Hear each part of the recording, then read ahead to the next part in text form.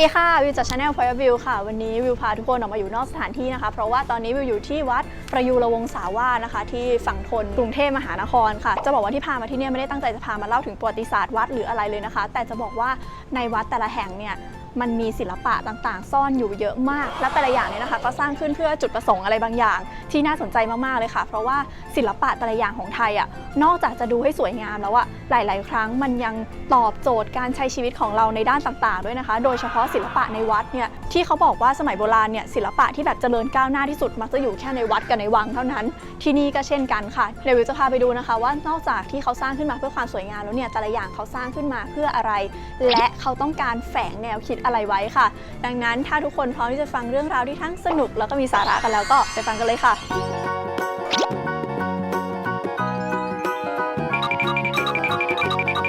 วัดประยุรวงศาวาสวรวิหารเป็นพระอารามหลวงชั้นโทสร้างขึ้นในสมัยรัชกาลที่ 3 โดยสมเด็จเจ้าพระยาบรมมหาประยุรวงศ์หรือว่าเรียกอีกชื่อหนึ่งว่าเด็กบุญนาคนะคะถ้าใครแม่นประวัติศาสตร์ไทยหน่อยก็จะรู้ว่าตระกูลบุญนาคเนี่ยเป็นตระกูลสำคัญของไทยโดยเฉพาะสมัยต้นรัตนโกสินทร์นะคะอย่างสมเด็จเจ้าพระยาบรมมหาประยุรวงศ์ผู้สร้างวัดนี่ดำรงตำแหน่งเป็นถึงเจ้าพระยาพระคลังดูแลกรมท่าแปลว่านอกจากดูแลแบบกระทรวงการคลังปัจจุบันแล้วยังดูแลกระทรวงต่างประเทศด้วยนะเพราะกรมท่านี่ดูแลเรื่องการค้าขายกับต่างประเทศค่ะตำแหน่งเดียวนี่คิดว่าใหญ่แล้วใช่ไหมจริงๆแล้วท่านควบอีกตำแหน่งหนึ่งด้วยนะคะนั่นก็คือสมุหพระกลาโหมดูแลกระทรวงกลาโหมด้วยเลยทีเดียวเรียกได้ว่าใหญ่สุดๆเลยค่ะนอกจากนี้นะลูกชายท่านก็ดังใช่ย่อยหลายๆคนน่าจะรู้จักสมเด็จเจ้าพระยาบรมมหาศรีสุริยวงศ์หรือที่เรียกชื่ออีกชื่อหนึ่งว่าช่วงบุญนาคคนที่เป็นผู้สำเร็จราชการแทนในช่วงต้นรัชกาลที่ 5นั่นแหละค่ะลูกชายท่านเลยนะนอกเรื่องไปไกลนะคะกลับเข้าเรื่องวัดดีกว่าหลังจากที่ท่านสร้างวัดนี้ขึ้นมานะคะท่านก็ถวายให้เป็นพระอารามหลวงรัชกาลที่ 3ก็เลยพระราชทานชื่อวัดค่ะว่าวัดประยุรวงศาวาสตามราชทินนามของคนสร้างวัดนั่นเองนะแต่ชาวบ้านเขาไม่เรียกวัดประยูรกันหรอกสมัยนั้นมันแบบชื่อหรูหราไฮโซไปเขาจะเรียกว่าวัดรั้วเหล็กเพราะว่ารั้วของวัดเนี้ยเป็นเหล็กทำเป็นรูปอาวุธต่างๆนะคะถ้าใครไปเที่ยวก็จะเห็นเป็นรูปหอกรูปอะไรอย่างเงี้ยเต็มไปหมดเลยซึ่งรั้วเนี้ยสมเด็จเจ้าพระยาท่านสั่งนำเข้ามาจากอังกฤษเลยทีเดียวนะคะวัดนี้นะคะได้รับการยกย่องให้เป็นสถานที่ที่ได้รับรางวัล Award of Excellence ด้านการอนุรักษ์ทางวัฒนธรรมในภูมิภาคเอเชียแปซิฟิกของยูเนสโกด้วยนะคะที่สำคัญในวัดนี้มีอะไรน่าสนใจเยอะมากๆเลยให้เราไปชมกันเรียกได้ว่าถ้ารู้จักแบบทุกจุดอย่างละเอียดชอบดูรายละเอียดเล็กๆน้อยๆทางประวัติศาสตร์แล้วเนี่ยนะคะวันเดียวเที่ยวไม่หมดแน่ๆดังนั้นวันนี้วิวไม่ขอพาไปทุกที่ในวัดนะคะมันอาจจะเยอะเกินไปนิดนึงวันนี้ขอพาไปแค่2จุดก็พอเบาๆบอกจุดแรกนะคะเราไปเริ่มที่พระบรมธาตุเจดีย์กันเลยดีกว่าค่ะ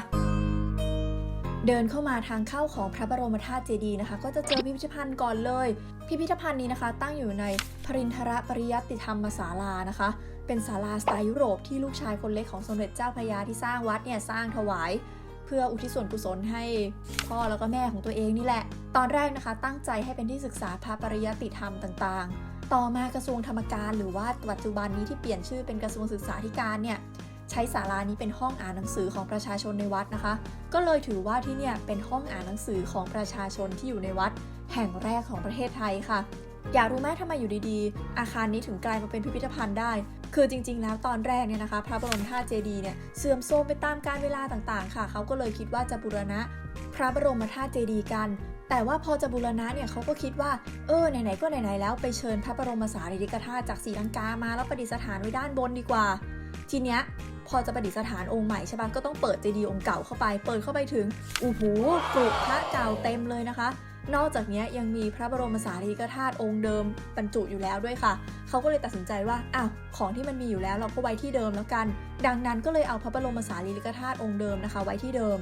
ส่วนพระต่างๆที่เจอจากกรุเนี่ยนะคะก็เอามาไว้ที่อาคารนี้ละค่ะจัดเป็นพิพิธภัณฑ์เลยแล้วก็เอาพระบรมสารีริกธาตุจากศรีลังกาที่อัญเชิญมาตั้งใจจะไว้ข้างบนเนี่ยมาไว้ที่นี่ด้วยค่ะนี่ยังเดินไปไม่ถึงตัวพระบรมธาตุเจดีย์เลยนะคะเวิ้นขนาดนี้แล้วเราเข้าไปดูข้างในกันดีกว่าค่ะสิ่งหนึ่งที่หลายๆคนมาเราชอบเดินมั่วคือชอบคิดว่าแบบพอมันมีบันไดขึ้นทางไหนก็ได้จะบอกว่าที่เนี่ยทางขึ้นกับทางลงมันเป็นคนละด้านกันแล้วก็มันมีแบบเหมือนกุศโลบายบางอย่างแทรกอยู่ในทางขึ้นกับทางลงเดี๋ยวเราไปดูกันว่าทำไมเราถึงควรเดินตามที่เขาบอกว่าทางขึ้นทางนี้ทางลงเดินทางนี้นะคะ พระบ รมธาตุเจดีย์เป็นเจดีย์ขนาดใหญ่นะคะสร้างขึ้นโดยสมเด็จเจ้าพระยาเหมือนกับวัดเลยแต่ว่าสร้างไม่ทันเสร็จสมเด็จเจ้าพระยาก็ถึงพิราลัยก่อนลูกชายหรือว่าสมเด็จเจ้าพระยาบรมมหาศรีสุริยวงศ์หรือว่าช่วงบุญนาคเนี่ยก็เลยสร้างต่อจนเสร็จค่ะซึ่งถือกันว่าพระบรมธาตุเจดีย์วัดประยูรวงศาวาสเนี่ยนะคะเป็นเจดีย์ขนาดใหญ่และสูงที่สุดในกรุงเทพมหานครค่ะขึ้นมาข้างบนพระอาทิตย์ตกดินพอดีเลยสิ่งที่เราทำได้คืออะไรคะไม่ใช่ถ่ายรูปค่ะชมวิวนั่นเองชมสิคะ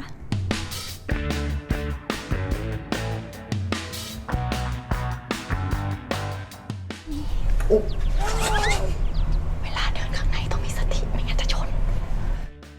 เข้าไปด้านในนะคะจะเห็นเสาแกนกลางขององค์เจดีย์ค่ะหรือที่เราเรียกว่าเสาครูนั่นเองเป็นเสาขนาดใหญ่นะคะกว้างด้านละ2 เมตรสูงถึง18 เมตรเลยทีเดียวนอกจากนี้หนักถึง144 ตันนะคะตัวเสาเนี่ยก่อด้วยอิฐโบราณส่อด้วยปูนซึ่งปูนสมัยก่อนก็คือเป็นปูนหมักน้ำอ้อยแล้วก็ใช้กาวหนังนะคะเสาเนี้ยใช้เป็นศูนย์กลางขององค์เจดีย์เลยนะคะแล้วก็ใช้สำหรับวางพวกไม้นั่งร้านต่างๆตอนที่ก่อสร้างองค์เจดีย์นอกจากนี้ถือว่าเป็นเสาค้ำบัลลังก์ปลียอดเจดีย์ด้วยค่ะปลียอดเจดีย์นะคะก็คือตรงที่อยู่เหนือตรงที่มันยึกด้านบนเจดีย์นั่นแหละค่ะก็คือค้ำไว้ไม่ให้มันร่วงลงมานะคะซึ่งเจดีย์ที่มีเสาอิฐเป็นแกนกลางแบบนี้นะคะในยุครัตนโกสินทร์มีที่นี่ที่เดียวค่ะนี่แหละค่ะที่บอกเป็นกุศโลบายทางออกนี่แหละคือหลายๆคนอาจจะสงสัยว่าทำไมต้องคานออกมาอะไรยังไงคือมันเป็นกุศโลบายให้เรารู้สึกว่าแบบเราจะต้องมีสติหลังจากไหว้พระมาแล้วหลายคนแบบไหว้พระเสร็จแล้วก็แบบเดินลันลาออกมาทิ้งสติไว้กับพระเรียบร้อยนะคะแต่ว่าจริงๆอ่ะศาสนาพุทธพูดเรื่องสติค่อนข้างมากใช่ไหมดังนั้นแม้ว่าเราจะไหว้พระธาตุเสร็จแล้วอ่ะตอนที่เราจากไปอ่ะอย่าลืมพกสติออกมาด้วยเพราะถ้าใครรอดออกมาแบบไม่มีสติแล้วนั้นถามคุณภูเขาที่อยู่หลังกล้องได้นะคะว่าหัวโขกไปกี่รอบสมัยก่อนเขาชอบบอกว่าเวลาเขาหาพระเขาหาเจ้าต้องแสดงความลำบากนิดนึงเหมือนญี่ปุ่นใช่ไหมญี่ปุ่นต้องแบบปีนบันไดขึ้นไปสูงๆต่างๆหน้าศาลเจ้านี่นะคะไทยเราก็ไม่แพ้เลยนะขึ้นว่ายากแล้วลงอยากให้ทุกคนได้เห็นความชันนี้คุณพระใครมีร้านนวดสปอนเซอร์ได้นะคะเชื่อว่าเดินลงไปนี่เกรงขาแบบกล้ามเนื้อสั่นดิ๊กแน่นอนสงสารใครรู้ไหมสงสารคนที่อยู่หลังกล้องที่เดินตามถ่ายนี่แหละโอ้ยชิวๆโอ้ยพวกเขาชิวไปถึงข้างล่างนะจ๊ะชิวสวยหน้าตาของตะกล้องเราวันนี้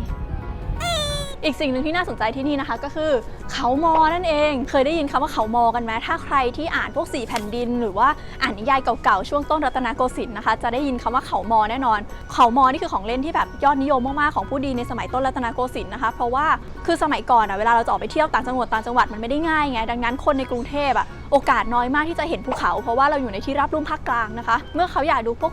ทัศนียภาพอะไรสวยๆภูเขาก็เลยย่อภูเขาทั้งลูกเนี่ยนะคะไม่ได้หมายถึงภูเขาที่อยู่หลังกล้องหมายถึงภูเขาจริงๆเนี่ยมาเป็นแบบภูเขาจำลองแล้วก็ตกแต่งสวยงามซึ่งเขามอตอนนี้หาดูได้ยากมากนะคะที่หนึ่งที่เราสามารถหาดูได้ตอนนี้แต่เชื่อว่าหลายๆคนน่าจะไม่มีโอกาสได้เข้าไปคือในพระบรมมหาราชวังตรงแบบพระราชฐานชั้นในนะซึ่งตรงนั้นก็เป็นอีกอย่างหนึ่งเลยแต่ว่าที่เราสามารถหาดูได้เนี่ยที่หนึ่งเลยคือที่นี่เนี่ยแหละค่ะที่วัดประยูรวงศาวาส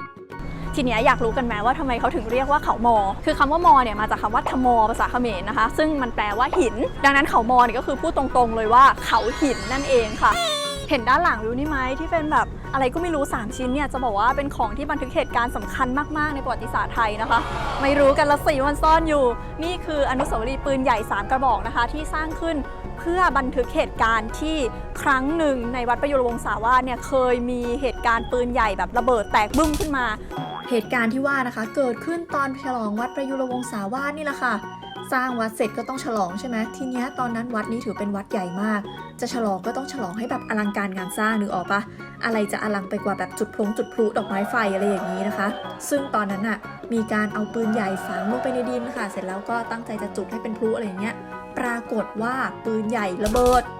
รอบนั้นก็เลยมีคนแบบบาดเจ็บล้มตายเยอะมากเลยนะคะแล้วบังเอิญว่ารอบนั้นน่ะมีพระรูปหนึ่งบาดเจ็บสาหัสเลยคือกระดูกแขนแตกซึ่งถ้าเป็นสมัยโบราณเนี่ยกระดูกแตกนี่ก็คือแป๊บเดียวก็ตายแล้วรักษาไม่ได้นะจะไปรักษายังไงอะคนไทยโบราณทำได้ก็คือห้ามเลือดนะคะปรากฏว่าโชคดีมีคนดังคนหนึ่งบ้านอยู่ห่างวัดแค่แบบ250 เมตรคนนั้นนะคะก็คือนายแพทย์แดนบิชบัตเลนั่นเองจำหมอบัตเลกันได้ไหมคะที่วิวเคยพูดถึงไปตอนที่พูดเรื่องคำด่ากระซานแซนเบอรี่นะคะ ทีนี้เข้าเรื่องค่ะ พอมีคนไปตามหมอบัตรเลย์มาเนี่ยหมอบัตรเลย์ก็แบบว่าอ้าวกระดูกแขนแตกก็จะไปอะไรล่ะแขนแตกก็ตัดแขนทิ้งสิดังนั้นนะคะ การผ่าตัดครั้งแรกของประเทศไทยก็เลยเกิดขึ้นในวันนั้นนั่นเองค่ะ อีกอย่างหนึ่งที่ผู้ดีสมัยโบราณนิยมเล่นนอกจากเขามอนะคะ ก็คือไม้ดัดนั่นเอง เราก็จะเห็นนะคะว่ารอบๆเขามอนี้มีไม้ดัดประดับอยู่เต็มไปหมดเลยค่ะ เป็นไงกันบ้างคะพาเที่ยววัดประยูรวงศาวาสวันนี้เจออะไรดีๆน่าสนใจกันเยอะแยะมากมายเลยใช่ไหมคะจะบอกว่าสถานที่ต่างๆในกรุงเทพมหานครเนี่ยไม่ว่าจะเป็นวัดหรือเป็นอะไรก็ตามเนี่ยมันมีสิ่งที่น่าสนใจซ่อนอยู่เยอะมากแค่เรารู้จักประวัติของมันแล้วเราก็มองหามันเจอค่ะดังนั้นถ้าใครอยากให้วิวพาไปเที่ยวที่ไหนอีกไม่ว่าจะเป็นในกรุงเทพนอกกรุงเทพต่างประเทศหรือในประเทศสามารถคอมเมนต์บอกกันด้านล่างได้เลยนะคะแล้วถ้าใครชื่นชอบคลิปนี้อย่าลืมกดไลค์เป็นกำลังใจให้วิวแล้วก็กดแชร์เพื่อชวนเพื่อนๆมาดูด้วยกันค่ะแล้วพบกันใหม่โอกาสหน้านะคะบ๊ายบายสวัสดีค่ะก็ถ้าใครอยากให้ไปเที่ยวนะคะโดยเฉพาะลูกค้าทั้งหลายสามารถสปอนเซอร์ให้ไปได้ที่ไหนก็ได้นะคะยินดีมากๆเลยจะสามารถหาเรื่องที่น่าสนใจในสถานที่ต่างๆนั้นขึ้นมาเล่าได้ใครอยากให้วิวไปเที่ยวแบบมีสาระก็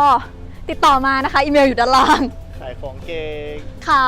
นี่ไงขายของเก่งจ้างได้เชื่อยัง